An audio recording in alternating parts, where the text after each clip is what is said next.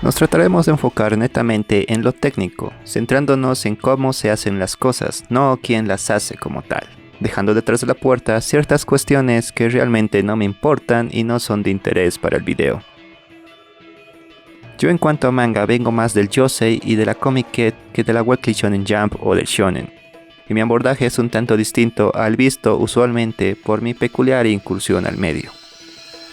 Siempre pensé que si he de hablar de arte, anime y manga, no puedo poner en un paréntesis algunas cosas, como el H o la Comiket, las figurillas, videojuegos y demás, ya que, al menos para mi percepción, tienen gran influencia en dichos medios, y como ya está súper acaparado el shonen en general y el neketsu en particular, aunque tampoco despiertan mucho mi interés, pues hablaré de otras demografías, autores y demás.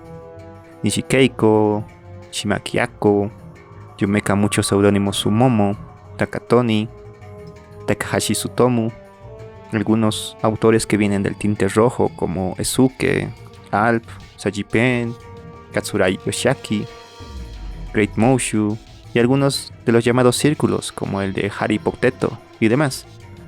Sería divertido hablar de Nishinaka Charlie y de Cheers, uno de los primeros mangas que leí. Serán charlas más técnicas como verán a continuación, y qué mejor forma que empezar con un artista que viene de la Comiket, cuyos primeros trabajos son doujinshis de Evangelion y Bakemonogatari, construyendo con el tiempo 3 grandes tankobons de gran calidad y cuya carrera en el medio tiene como mínimo 15 años. El inigualable Homunculus. Lo cierto es que usaré a este autor para introducir algunos conceptos junto a algo de bibliografía y fuentes diversas, algo que casi no se ve en videos de anime y manga, y el análisis quizás se disperse un poco. Me disculpo de antemano por ello, ya que también habrá algunas divagaciones que me parecieron pertinentes, pero quizás sean muy externas y personales. Dicho eso, entremos a... La forma que tiene de presentar a sus chicas siempre tiene cierto glamour, cierta elegancia. Podrías decir que cae en el estereotipo de chica alegre, Genki Shoujo, algunas de las veces, pero les otorga carisma personal y a veces cierta picardía. Es bastante obvio que las chicas son las totales protagonistas de sus obras, y los sujetos masculinos son más un accesorio, un medio para un fin. Pero eso es lo natural en este tipo de obras, aunque parece que sus trabajos están casi a mitad de camino entre ambos públicos, el femenino y el masculino. En trabajos dirigidos a mujeres se hace más hincapié en el romance dentro de lo íntimo, aunque algunas veces caen en los excesos del yaoi. ¿Sabes a lo que me refiero con eso? Relaciones bordeando el asalto sexual. En lo dirigido a mujeres hay una suerte de poder blando sobre ellas. No todo el tiempo, claro está. Esto es bastante distinto en lo dirigido a hombres, ya que se concentra más en lo físico y la, a veces, sutil escalada de los actos o su total desenfreno, plasmando un poder duro sobre ellas. Dicho de otra forma, se piensa que las mujeres se centran más en lo sentimental y los hombres más en lo físico. No lo estoy diciendo yo, es lo que dicen algunos libros al respecto. No tomen esto como algo universal y esas cosas. Solo es información que puede estar desfasada hoy en día. ¿Ok? Ok. Por eso yo creo que Homunculus está casi al medio de esa figura. Hay el suficiente romance y hay un muy tímido frenesí en sus obras. No hay exageraciones tipo falos gigantes y deformaciones de rostro y estómago. Me van a colgar.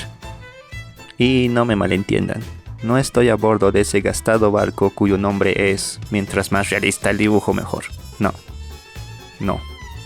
Solo que sé lo que Homunculus me dará y aprecio eso. Una de las cosas que tiene estudiar arte es que te das cuenta, cuando lo haces de buena manera, sin prejuicios, que el realismo es solo otra forma más de comunicación dentro de las muchas existentes. Que si el realismo es la mejor forma de comunicar las cosas, no lo sé. No lo creo y no me importa. Solo es la más familiar, a la que estamos más acostumbrados, y las costumbres en muchos casos pueden jugarnos malas pasadas. Este es todo un tema, el anterior al de la cuestión realista, porque hay frentes de toda índole, desde los que plantean que hay un empoderamiento femenino por la muestra de su placer, que antes estaba restringido y ocultado, eliminando los pasados tabúes alrededor del sexo, y otros frentes en los que te dirán que es una cosificación aplicada a la mujer. Yo personalmente siempre me pongo en el lugar de la mujer o en la parte que más expresa el placer. Así que se podría decir que estoy en el primer grupo con ligeras notas al pie. Aquí quisiera hablar del NTR, pero eso es para una charla posterior. Y créanme, la lectura que le doy puede ser interesante. Entremos en el dibujo. El dibujo tiene una proporción de 6 cabezas según este pequeño artbook. Esta proporción es curiosa, ya que según manuales de dibujo es una proporción para adolescentes, pero el autor logra adaptar dichas proporciones a sus fines, algo que siempre ocurre y por ello mucho en el terreno del dibujo es más una generalización idealizada que una regla. Casi nadie se ve como lo pinta el canon. Ahora bien, sus diseños tienen los pies bastante anclados a tierra, es decir, nunca se pone estrafalario con los mismos, no exagera y presenta un cuerpo ficcional estándar, por así decirlo. Hasta cierto punto vuelve curiosamente normal a sus protagonistas dentro del ámbito visual. Parece que la forma que tiene de componer la cabeza es radicalmente circular y los ojos tienen un resabio realista en su forma, algo muy particular y propio del autor. Aquí quizás, y seguramente, se me estén escapando autores que lo hayan influenciado y sean parecidos. Es curioso cómo el autor puede crear miradas muy intensas, muy expresivas. Los planos y viñetas que usa para mostrarlas son perfectos. Planos medios y primerísimos primeros planos, muchas veces subjetivos y cenitales, es decir, te hace ver a la chica a través de los ojos de sus personajes masculinos, subiendo la intimidad del momento. El uso que tiene de los entramados, diré entramados para referirme a esto, porque decir tramas podría generar equívocos relacionados a narrativa o a ese chiste propio de internet, y no quiero decir screamtones. Es muy bueno, ya que puede generar volumen, textura, humedad y un brillo excepcionales. No verás una sensibilidad y maestría igual, solo parecidas. El uso que le da es el necesario para crear la ilusión de volumen y genera una distinción interesante entre los diversos materiales, en la ropa por ejemplo. Una de las cuestiones que velan un poco el entendimiento que tenemos como la otredad que somos referente a la japonés es que no estamos al tanto de los códigos usados para los entramados y muchos otros aspectos. Recuerdo un capi de Gintama donde se habla de eso y cómo ciertos entramados podrían dar ideas erróneas sobre los personajes. Era un chiste sexual típico de Gintama. Asimismo, muestra muy bien el apartado emocional que impregna todo el manga en general, a través del uso expresivo del color, por medio de los entramados. En esta historia la chica tiene canónicamente hablando el pelo negro, pero hay muchas situaciones donde ese color se ve afectado por las emociones que quiere imprimir en la imagen, apartando la realidad en pos de la emoción. Y eso es algo que pasa mucho en el manga. Ese constante alejamiento del rigor naturalista brinda potencia a las escenas y el balance que muestra entre los blancos, grises ópticos y negros es magistral. Parece milimetrado. Lo que nos lleva a la sugerencia del 60-30-10. Concepto salido de la decoración de interiores que distribuye el espacio en 3 colores distintos en proporciones distintas, para que se genere un contraste visual atractivo para la vista. Pero también existe un concepto muy cercano a nuestros fines, las claves tonales. La nomenclatura, o mejor dicho, los nombres de las 6 combinaciones puede ser un poco engorrosa y es entendible que nos quedemos con las imágenes y ya. Ahora bien, antes en la pintura se usaba lo que se conoce como grisalla, verdacho y púdrido, las cuales son técnicas usadas en pintura para posteriormente usar veladuras y generar efectos ópticos muy interesantes. Ejemplo real y otro un poco más digital y cercano, ponele. Quedémonos con el concepto de la grisalla y traigámoslo a nuestro terreno, el manga. Según lo que vi en un sinfín de trabajos, esta sería la clave tonal más recurrente en el manga y es interesante cómo en los trabajos de ayer y hoy hay un énfasis negro y muy contrastado en todo lo que compone los ojos. Eso está planteado para que la mirada vaya a ellos de una manera inconsciente muy astuta. quizás una herencia del shoujo más primigenio. Eso es súper fácil de ver en los trabajos de Karn, por ejemplo. Perdón. Pongámonos serios. Estas proporciones están planteadas para generar un contraste atractivo en la imagen y darle mayor claridad y potencia a las escenas. Claro que no es el único recurso para ello, pero mucho en el arte se trata de un constante refuerzo. Aunque también es contextual y está sujeto a cómo quieras expresarte. Por eso la cuestión de si seguir a rajatabla los esquemas planteados es una decisión personal. Pero como dije, conoces el concepto y ahora puedes jugar con él. Si quieres lo sigues, si no también. Igual hay márgenes con los que puedes jugar un poco con las proporciones planteadas y obviamente hay casos muy atípicos y extravagantes que se salen de la gráfica. El concepto de claves tonales es una mera simplificación que crea un punto de partida más entendible del que iniciar y del cual puedes hacer uso, ya sea siguiendo sus preceptos o amoldándolos a tu sensibilidad particular. Ahora bien, volviendo al autor como tal, yo creo que Homúnculos usa el 10 para el negro, el 30 para los grises y el 60 para los blancos. Los ejemplos no están tan bien pulidos, pero sirven para ilustrar lo que digo, o al menos eso creo yo. Ojo, estamos contando el canal en esta medición porque están pasando cosas interesantes con eso en el área independiente. Cabe recalcar que esto es una generalización y que también existen otras distribuciones dentro de este trabajo. Pero eso ya es ser muy quisquilloso. Ligera nota doble a futuro. Los entramados expresivos del fondo como sinestesia, ya que tienen un componente musical traducido a elemento visual, y la tonalidad del canal. Su influencia en el contraste y la atmósfera, más allá de planteamientos narrativos, es decir, flashbacks y demás elementos. También podríamos hablar de cómo el brillo en el cabello usualmente femenino obedece reglas de belleza y contraste aplicado hacia el quiebre de las masas de negro para aligerar dicha masa tonal. Como ven, mierda, ya estoy ronco. Supongo que este es un punto curioso y quizás difícil de entender. Les recomiendo que lean este artículo de este blog y si pueden que se consigan el libro de Johannes Sitten, El arte del cómic. El arte del color.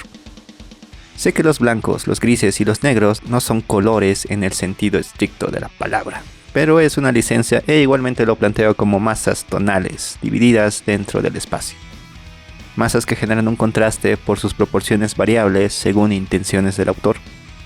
Es un apartado muy interesante, ya que las manchas grandes de negro pesan en el dibujo, generando un contraste inconveniente con el blanco y más hoy en día cuando lo que vemos no es producto de un rebote de luz en el papel, sino de la luz directa de una pantalla, cansando más la vista, aumentando el contraste. Soy malo para las onomatopeyas.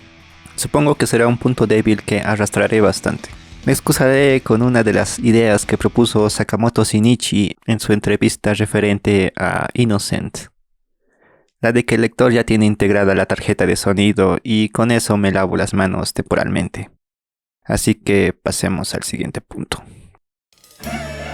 Cuando se entra en cuestiones de estructura narrativa, aparece un concepto que está tomando un poco de fuerza, más que nada por ese libro de Araki que está circulando por la esfera anglo. El Kishotenketsu es como la estructura narrativa asiática por excelencia, aunque la mejor forma de definirla sería como una estructura retórica, una estructura un tanto más alejada de la usual occidental, cuya base inamovible es el conflicto. El Kishotenketsu tiene que ver más con la vivencia de los hechos, su contemplación, los personajes, su experimentación, su crecimiento y su integración al final. Por eso en Japón puede existir el Slice of Life, el Iyashikei. No es un capricho, es el resultado lógico de su manera propia de narrar. Y olvidar esto, por meros sesgos, es extraño si esta rama del medio en específico te atrae. El Kishotenketsu sería algo así como Ki, introducción, la típica de presentar personajes, entorno y ambientación. Sho, desarrollo, la típica de expandir conceptos ya planteados y a los personajes. Ten, giro, entrada de un nuevo elemento. suceso que puede o no causar conflicto. Ketsu, no sé si es Ketsu o Kets. Conclusión, reconciliación, asimilación del elemento disruptivo, del elemento nuevo introducido en el ten. Esta estructura puede verse un poco más clara en el planteamiento de chistes del John Koma. Azumanga Daioh, Bocchi de Rock, nunca voy a dejar de hablar de Bocchi de Rock. Hasta este tiene un poco de eso, y en el canal El Baúl de George hay un video dedicado a ello si quieren más ejemplos. Esta aclaración de que es más una estructura retórica fue sacada de este video, que es el mejorcito que te puedes encontrar sobre este tema. Luego vendría como al pie de página citar el de leyendas y videojuegos, que personalmente no me parece muy bueno, y luego estaría este podcast en específico de David Esteban Cubero. Yo saqué el concepto de este libro por si acaso, si a alguien le interesa. Esta leve diferencia genera roces con el planteamiento aristotélico de los 3 actos, pero sus diferencias no son irreconciliables. Algo que quiero que les quede claro con el planteamiento del Kishotenketsu es que tiende a enfocarse más en los personajes que en el conflicto, explorándolos un poco más de base junto al mundo ficcional, si es apremiante. Y que dentro de la estructura puede incluirse el conflicto, pero siempre se tendrá presente la importancia de los personajes y el mundo. Ambas perspectivas pueden convivir. Un pensamiento personal con respecto a la ficción nipona que tengo es que casi solo en Japón hay cierto cuestionamiento de las cosas de formas curiosas. La pregunta que a veces surge en el manga con más frecuencia que en el cómic es: ¿qué es lo? Inserte dudas sobre algún concepto. Desde un cuestionamiento a lo normal, ¿qué es lo normal? El bien, ¿qué es el bien? El mal, ¿qué es el mal? Y así eternamente. Como digo, es un pensamiento personal, pero bueno. Quizás por eso también en Japón no hay muchas películas tipo slasher y en cambio hay mucho cine paranormal. La típica peli de fantasmas existentes por una maldición o por una cuestión de culpa y odio que debe resolverse y no así aniquilarse. Se tiende a pensar, más que nada en la esfera anglo, que ese elemento discordante, según ellos, debe ser eliminado para que el status quo vuelva al estado anterior a la perturbación, olvidándolo en el acto. Es una curiosa dinámica y una peculiar diferencia. En cuanto a las historias de Homunculus, se lo podría definir como un perro de un solo truco, ya que la gran mayoría de sus historias tienen que ver con un reencuentro / convivencia de chico y chica, a veces literal y otras un tanto más sutil, involucrando algún gesto pasado que la chica recuerda y motiva su amor, o el amor que nace de la mera cotidianidad. Esa es toda la potencia de sus premisas actuales.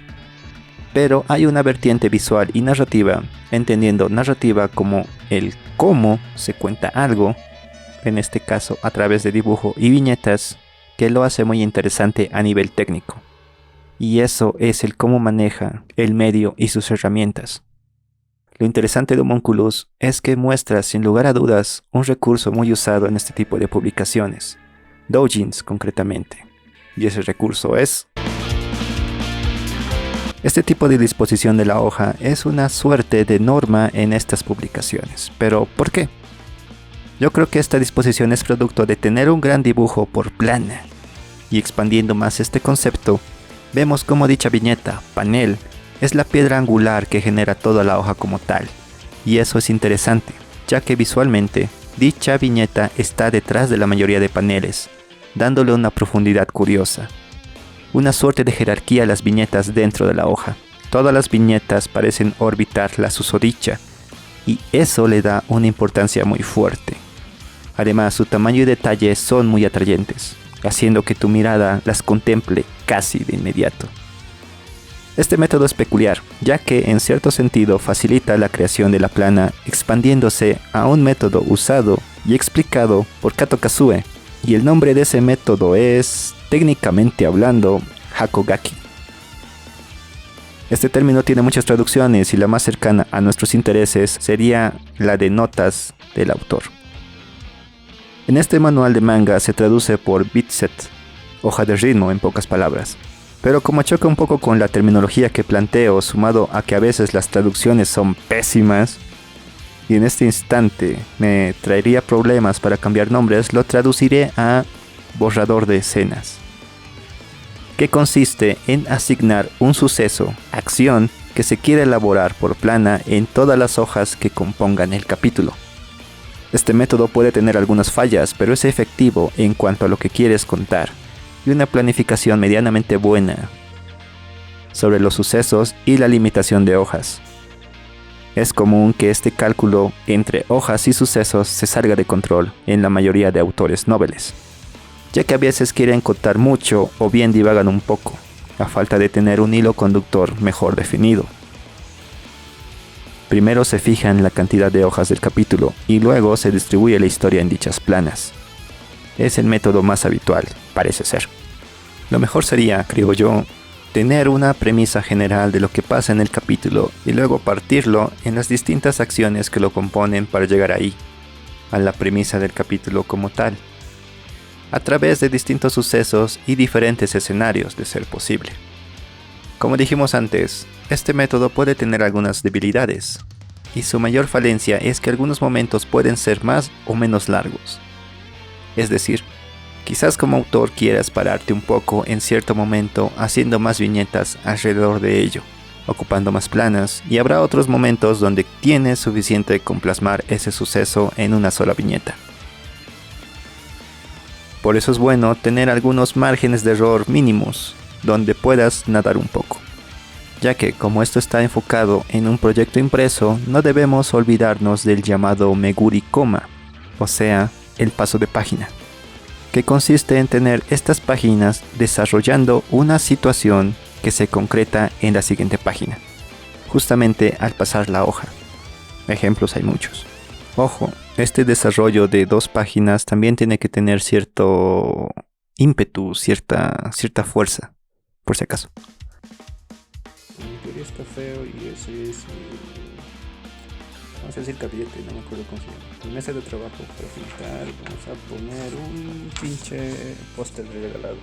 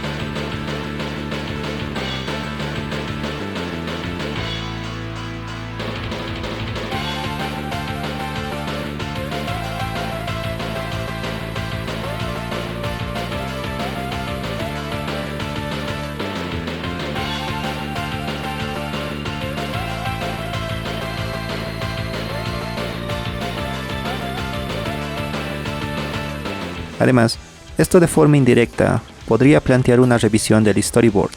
Nemu, una vez distribuidos los sucesos y tener una idea sobre las ambiciones expresivas que como autor puedas tener sobre algún suceso en específico, modificando en menor grado el storyboard.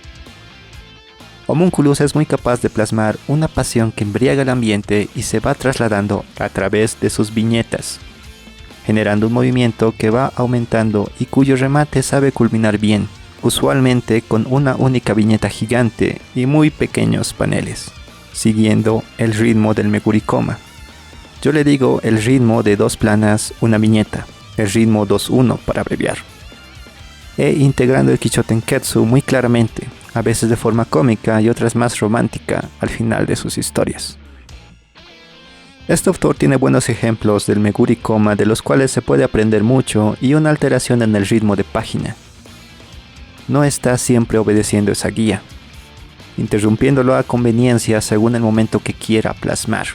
Igual cabe resaltar que las obras de esta índole suelen acabar en páginas pares, algo un tanto distinto y que quizás también afecta en algo la manera de abordar los distintos proyectos, ya que con esa plana extra cerrarían la historia de forma física y narrativa.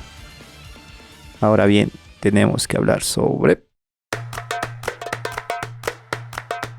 Tenía escrito demasiado sobre este tema, pero mejor resumo un poco. Una de las cosas como gente educada dentro del occidental es tener muy arraigadas las ideas del renacimiento sobre el arte, y por ende la regla de los tercios, el posterior camino del héroe, que tiene ciertas falencias graves en lo conceptual, obviando sus influencias protestantes, y la proporción áurea. Ligera nota. Para hacer composiciones áureas necesitarías componer un rectángulo áureo como soporte, técnicamente hablando. Si no, la composición cojearía mucho, pero date güey.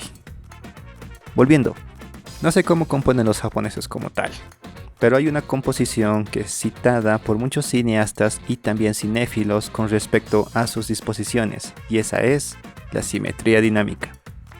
Y lo curioso de esto es que está citado en un libro sobre cómics que supuestamente es pilar de la teoría americana y global sobre historietas, el cómic y el arte secuencial de Will Eisner. Libro muy citado y poco leído parece ser, ya que es un tema raramente tocado bien y profundizado allá afuera, otra vez por tener asumido la regla de los tercios, y a una suerte de talento necesario que olvida por completo el aprendizaje y la habilidad adquirida. Ahora bien, podríamos hacer un puente entre este concepto y algunos otros del barroco para que sea más entendible, y por lo tanto tendremos que hablar del dinamismo y cómo conseguirlo. Es anacrónico tratar de hacer eso, ya que la actividad artística japonesa fue por otros caminos. Pero es un método que podría facilitar el entendimiento de las cosas, aunque eso puede ser asumir mucho del espectador. El dinamismo del barroco se logra a través de diagonales, la profundidad del espacio y su interacción, rompiendo así la aislada geometría renacentista. Tan simple como eso, pero tan difícil como dibujarlo, ya que exige un conocimiento fuerte del espacio y una sensibilidad adquirida para posicionar bien la cámara en el caso del arte no escultórico, que se supone tiene que verse bien independientemente de la posición del espectador, en el mejor ángulo, y esa es una de las cosas que Homunculus hace muy bien. El término específico para esto es escorzo. Lo digo para que lo recuerden más fácil. Yo creo que si bien el concepto se aplica, es llevado a su límite en el manga.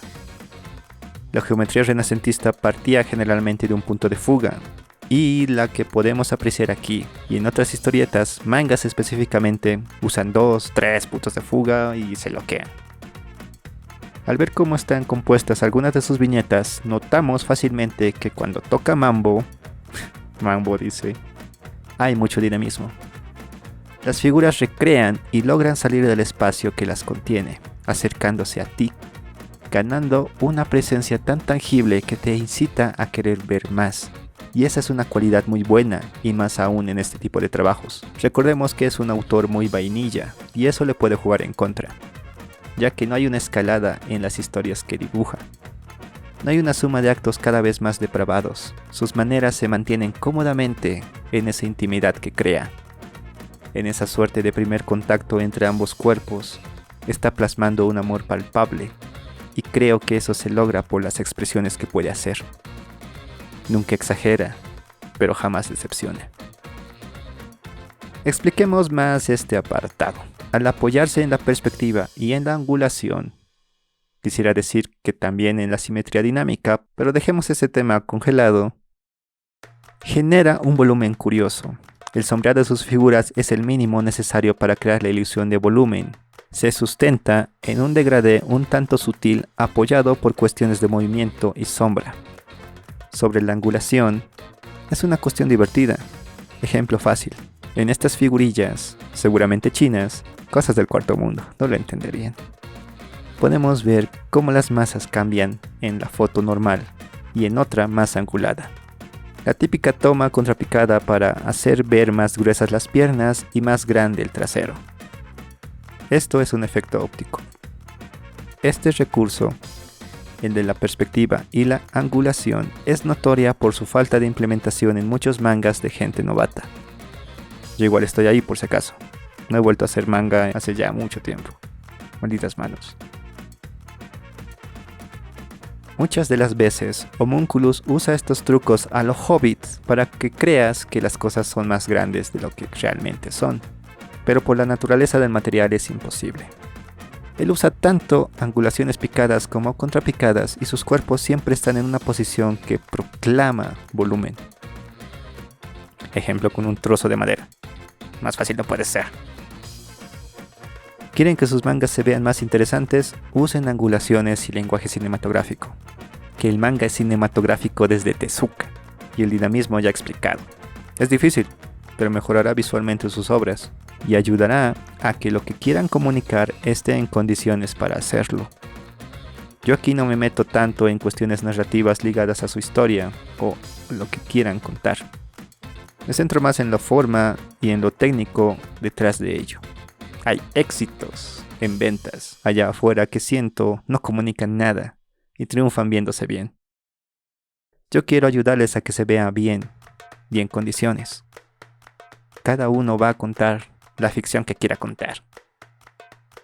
Quisiera que, partiendo de la parte técnica, se genere un contagio sobre las cuestiones narrativas referentes a las historias que quieran contar, haciendo que se documenten y lean libros sobre la llamada narratología o sobre guión y estructuras narrativas. Muchos usan las estructuras de mitos, leyendas o libros.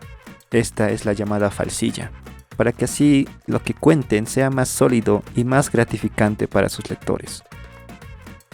Pero lo cierto es que por desgaste y repetición, muchas estructuras narrativas ya pueden ser percibidas a leguas de distancia por el público. Pero eso se debe más a la falta de pericia de los autores, y que al ver dichas estructuras como sagradas no se atrevan a jugar un poco con las mismas. Tristemente, personalmente, muchas de las obras que leí en el área independiente no tienen nada detrás. No hay una visión que podríamos llamar particular de las cosas. Solo son simples fotos desenfocadas de sombras pertenecientes a obras que aman, pero por el resultado parecen no entender. Parecen no molestarse por ver lo que puede haber detrás, ya sea dentro del texto o fuera del mismo. Y eso, para mí, es desastroso. Porque quiere decir en última instancia que solo fueron apantallados por las explosiones, por los poderes, y se perdieron los a veces grandes porqués de la pelea. El que nos estamos jugando aquí. Este es un tema vertebral en esto de hacer historietas, pero de manera parcial. Es como cuando en artes solo importa el arte figurativo más realista y se ponen en pedestales cosas como el Renacimiento. Dejando ese tema como ejemplo, la narrativa gráfica tiene unas bases interesantes, ya que su conceptualización es posterior al cómic. Énfasis en cómic, y tiene resabios de la imprenta, exclusivamente de los periódicos, de los libros, y el cómo se lee en el llamado Occidente. Cerca de 1950, según este artículo. Es más que delatorio el nombre usado para este concepto. El diagrama de Gutenberg, muy relacionado a las letras, también conocido como el patrón Z. ¿Les suena? Las llamadas Zetas. Ese es el fallo de concepto aplicado al manga. Esa especie de espíritu objetivo nos trajo muchos quebraderos de cabeza, pensando que hay universales y que siempre se cumplen. Cuestión conceptual que choca con la realidad, muy feo y muy fuerte. Como dijimos antes, el diagrama de Gutenberg tiene como base el modo de lectura occidental, que es horizontal de izquierda a derecha. La lectura nipona se sale de esto al tener una lectura vertical de derecha a izquierda.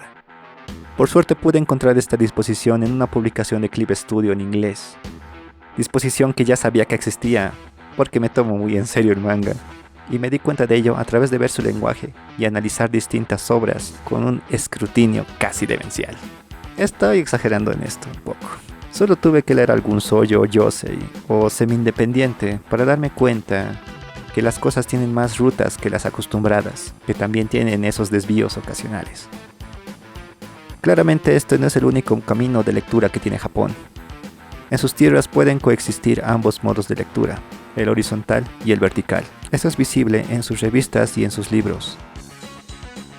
Así que la narrativa gráfica japonesa al menos es un tanto más compleja de la que te quieren hacer creer personas que tienen metidas ideas a las cuales son acríticos. Y lo peor que una persona puede hacerse es no preguntarse cosas. Pregúntese cosas, gente. Si bien no llegarán a un resultado objetivo, podrán tener algo detrás de las cosas que hacen. Este tema puede ser expandido, pero lo haremos en un video cuántico enfocado a ello. Ya que estoy en tiempo extra aquí, no saben cuánto estoy tardando en hacer este maldito guión. La convención del canal actual japonesa es toda una maravilla.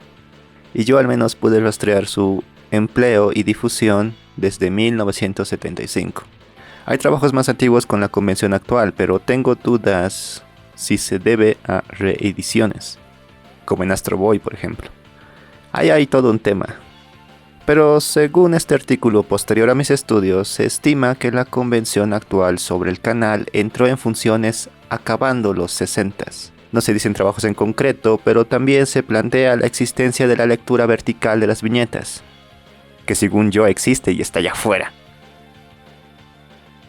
Hace falta un video que aborde el tema del canal desde las perspectivas histórica, teórica y práctica, y lo haremos en un futuro cuántico donde también patearemos un poco a MacLeod y su teoría del cerrado. Creo que era así, ¿no? Un cerrado.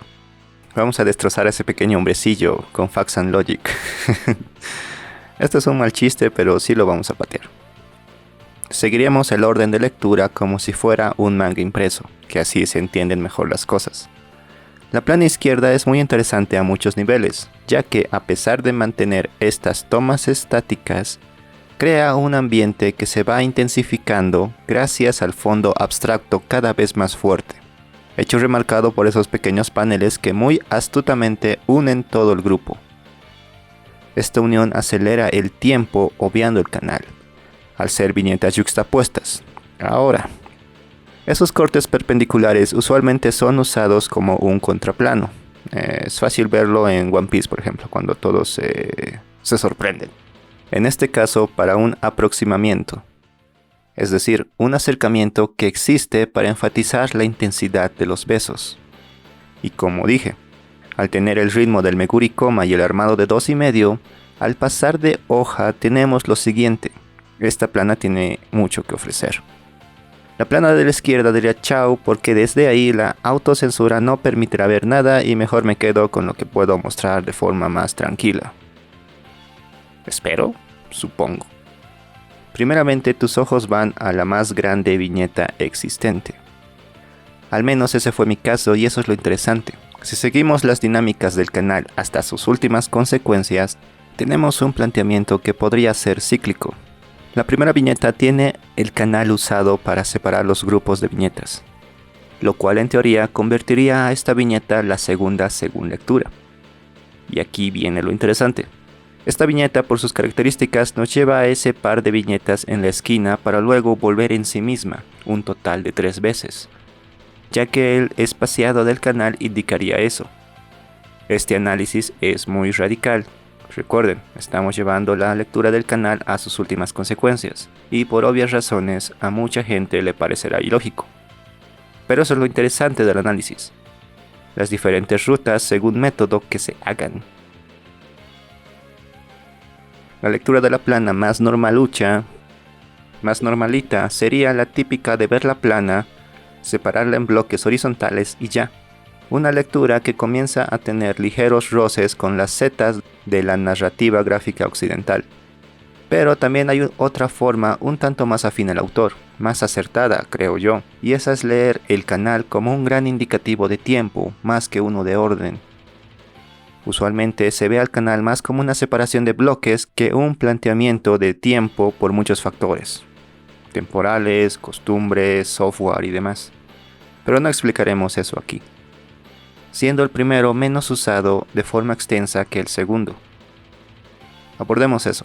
La primera viñeta tiene una separación comparativa mediana, indicando un lapso de tiempo más prolongado, hacia la siguiente escena, para luego mostrar ese par de viñetas un poco más aceleradas, ya que la segunda del dúo tiene el canal más corto visto en la plana, hecho que queda explícito por las líneas cinéticas hacia arriba que posee, para luego pasar a esa gran viñeta.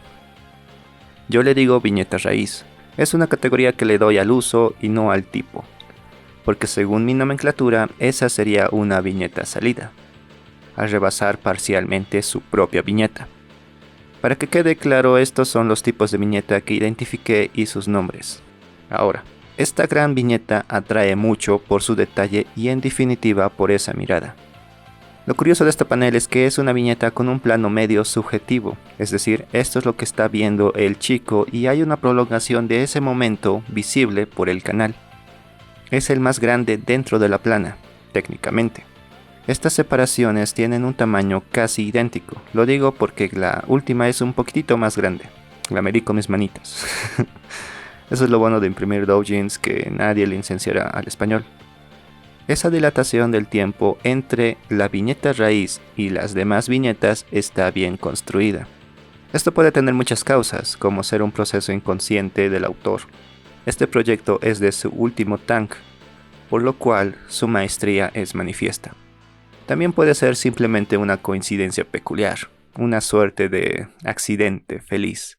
Pero la lectura específica de este trabajo no presenta repeticiones en dicho error, lo cual hace que la balanza se vaya más al lado de algo intencional que de algo inesperado, según yo. Créeme, güey.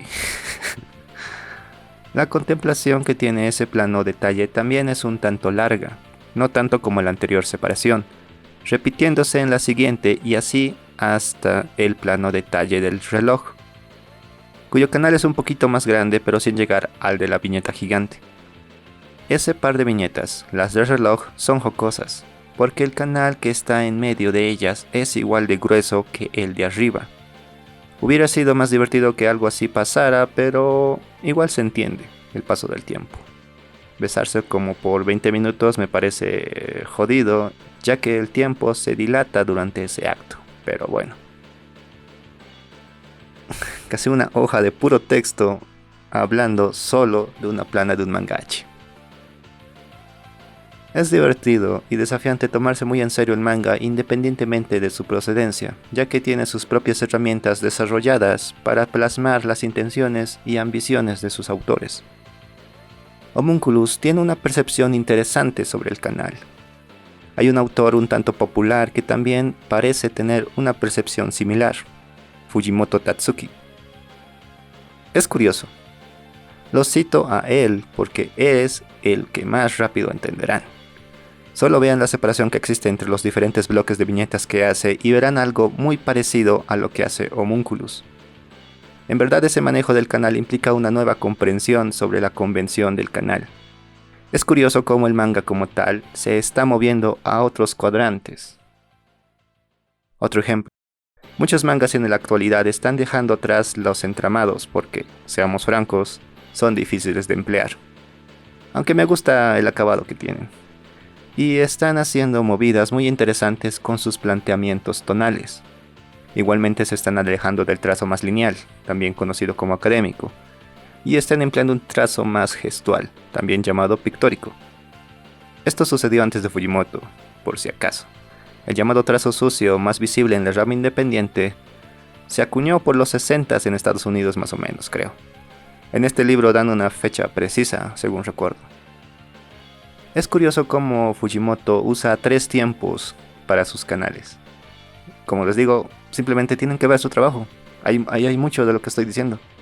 Y eso que lo leí recién este año, ponele.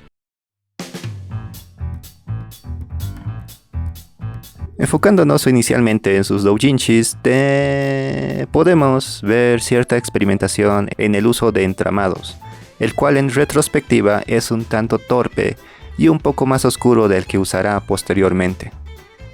Hay un tanteo tímido hacia el dinamismo, planteando planos un tanto más comunes y ciertamente estáticos. La manera de armar las hojas no tiene rastro del armado de 2,5 ni de viñetas raíz. Y el empleo de viñetas salidas está en una etapa temprana y muy contenida. Sobre sus tankobons, el primero tiene ciertos problemas y un poco de experimentación en cuanto a sus historias, jugando con sus premisas, dándoles variedad. También emplea de forma más consciente el armado de 2,5 y las viñetas raíz. El problema más grande es que muchas de sus viñetas no parecen respirar bien, es decir, el dibujo se siente apretado en las viñetas. Es como si alguien hubiera agrandado las imágenes dentro de la viñeta, cortando un poco de la imagen y haciendo que las mismas ocupen mucho espacio, perdiendo así algo de su composición. Quizás eso se debe a los formatos de la editorial y que no estaba acostumbrado a ello. Es algo con lo que siempre empatizo porque me hago bolas con esas cosas. Y eso que tengo muchos trabajos independientes que muestran ese apartado. El segundo tank sigue tanteando algunos caminos para hallar comodidad, pero ya presenta un ligero cambio en su estilización, agrandando más los ojos y limando un poco sus rostros, reduciéndolos un poquito. En el tercer tank ya ha encontrado comodidad en muchos frentes, desde el tipo de historias que quiere contar a la forma en que las dibuja, haciendo un despliegue que explota sus cualidades únicas. Me parece que en la historia del club de arte está un poco de él, un suceso o una posibilidad, pensándolo mejor, un anhelo, algo melancólico. Y luego tenemos sus trabajos sueltos que seguramente compondrán algún tank a futuro. Es curioso, sus historias se están alejando tímidamente del ambiente escolar, del ambiente de preparatoria sería más correcto decir. Hay vestigios de ello en sus anteriores trabajos, pero en estas historias sueltas hay un poco más de eso.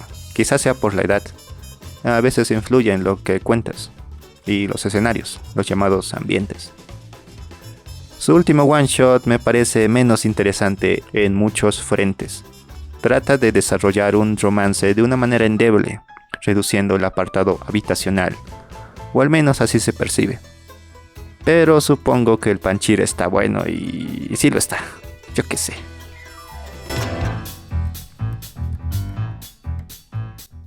Siento repetirme, pero me encantan esas miradas subjetivas hacia las chicas que plantea y esos ojos tan detallados y gestuales que hace. Una total unión entre lo lineal y lo pictórico. También usa de forma ocasional algunas herramientas. En esta plana, por ejemplo, el grosor de la línea de las viñetas es menor al acostumbrado. Y a pesar de ser recuerdos muy cercanos a un flashback, no usa el típico recurso del canal en negro. Y los diálogos están sucediendo en tiempo real. Es decir, está usando esas imágenes para graficar la emoción. Algo un tanto peculiar, ponele. Igualmente, si reducimos sus historias a las viñetas raíz que plantea, se entienden bastante bien y eso es muy bueno y hasta cierto punto demuestra la efectividad del método. Cuando ves el trabajo de Homunculus, todo se arma en un realismo estilizado muy tranquilo. Nada estrafalario y eso le da mucho poder a sus obras, volviéndolo un pilar del doujin y un referente de la vainilla. Todo un maestro del erotismo. Esto es una licencia poética, ponele. Una figura que, como su nombre, presenta una autosustentación paradójica. Un artista seguramente influenciado por su entorno, cuyas raíces son tan escurridizas que no parecen conectar con ningún árbol. Lo más cercano serían sus trabajos compartidos con Black Olive, que bien podrían ser un seudónimo pasado, aunque las fechas no cuadran. De donde parece haber asimilado los ojos, y algo de Kisaragi Gunma, de donde podría venir un poco de su dinamismo inicial, capaz de explotarlo y pulirlo de una manera magistral, junto a una expresividad contenida y tentadora muy admirable, que fácilmente podría hacer escuela. Una clara muestra de su influencia y el atractivo de sus trabajos, tan gravitatorios que sirven como entrada, una muy ligera, a la parte más oscurecida del medio, sin la cual cojearíamos un poco, en demasiados sentidos. La influencia del apartado independiente en el manga es abrumadora y bastante interesante.